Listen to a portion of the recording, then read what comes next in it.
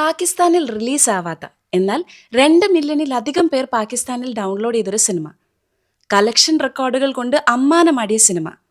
നമ്മുടെ കേരളത്തിലെ തന്നെ പല തിയേറ്ററുകളിലും 50 ദിവസം തികച്ച ബോളിവുഡ് സിനിമ. ദുരന്തറിന്റെ 2ാം ഭാഗം തിയേറ്ററിൽ ആദ്യ ദിവസം അവസാന ഷോ.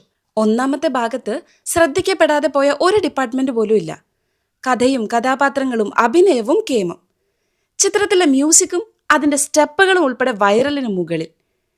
ആദ്യ സിനിമയെ കുറ്റം പറയാനാണെങ്കിൽ ദൈർഘ്യം കുറച്ച് കൂടുതലാണ് എന്നതായിരുന്നു എനിക്ക് പറയാനുള്ളത്.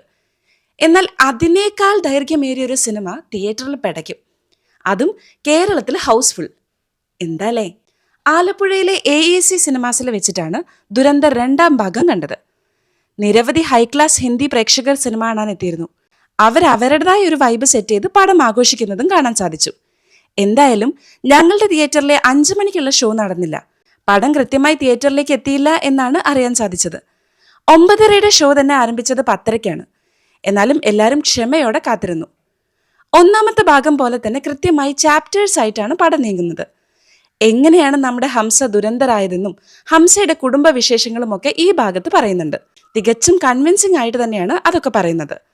ധ്രുവ് റാട്ടിയെ പോലെ ഒരു വിഭാഗം ഈ സിനിമയുടെ 1ാം ഭാഗം ഒരു പ്രൊപ്പഗാൻഡ മൂവിയാണെന്ന ആരോപണം ഉന്നയിച്ചിരുന്നു.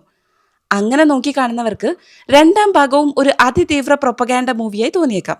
കാരണം ഒരു കാലത്ത് നോർത്ത് ഇന്ത്യയിലെ ജനപ്രതിനിധികൾ ഉൾപ്പെടെ നടത്തിയിരുന്ന ഗുണ്ടാ പ്രവർത്തനങ്ങൾ ഉൾപ്പെടെ ഇതിൽ എക്സ്പോസ് ചെയ്തിട്ടുണ്ട്.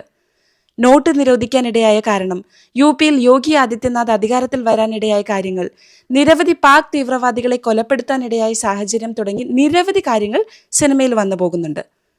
വയലൻസ് ആണെങ്കിലും അത് രാജ്യസ്നേഹവുമായി വായിക്കുമ്പോൾ അലോസരം ഉണ്ടാക്കുന്നില്ലെങ്കിലും കുട്ടികളെ കൊണ്ടുപോകാതിരിക്കാൻ പ്രത്യേകം ശ്രദ്ധിക്കണം. അടി ഇടി വെടികൊണ്ട് സിനിമ ആകെ നിറഞ്ഞിരിക്കുകയാണെങ്കിലും ആദിത്യ ധർ എന്ന സിനിമാ സംവിധായകന്റെ കലാവിരുത് ശരിക്കും സിനിമയിൽ കാണാം. സിനിമയിൽ 3ഓളം ഇന്ത്യൻ സ്പൈകളെ കാണിക്കുന്നുണ്ട്.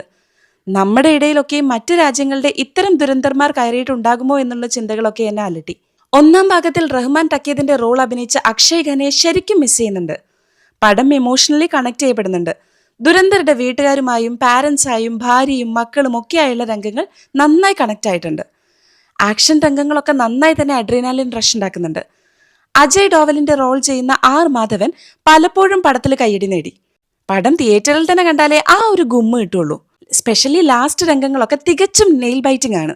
നിരവധി ഗൂസ് ബംസ് മൊമെന്റ്സ് ഉള്ള, രാജ്യമാണ് മറ്റെന്തിനേക്കാളും വലുത് എന്ന് ഓർമ്മപ്പെടുത്തുന്ന ഒരു ബിഗ് ബഡ്ജറ്റ് ആക്ഷൻ ത്രില്ലറാണ് ദുരന്തർ 2. സിനിമയിൽ ഏറ്റവും എന്നെ ചിന്തിപ്പിച്ച ഒരു കാര്യം എന്ന് പറയുന്നത്, നമ്മുടെ രാജ്യത്തേക്ക് അനധികൃതമായി കയറ്റിക്കൊണ്ടുവരുന്ന നാർക്കോട്ടിക് ഉൽപ്പന്നങ്ങൾ നമ്മുടെ നാട്ടുകാർക്ക് വിറ്റ് ദേശദ്രോഹികൾ പണക്കാരാവുകയും നമ്മുടെ യുവത്വം ഇത്തരം കെമിക്കൽ മയക്കുമരുന്നുകൾക്ക് അടിമയായി പോവുകയും ചെയ്യുന്നു. നാട് നശിക്കുന്നു, തീവ്രവാദികൾക്ക് പൈസയും കിട്ടുന്നു. 1ാം ഭാഗത്തിലെ പോലെ തന്നെ രോമാഞ്ചം ഉണ്ടാക്കുന്ന BGM, പഴയ ചില ഗാനങ്ങളുടെ റീമിക്സ്, ഇംഗ്ലീഷ് റാപ്പ് സോങ്സ് എന്നിവയൊക്കെ വെച്ച് നല്ലൊരു കൊളുത്തിയിട്ടുണ്ട്.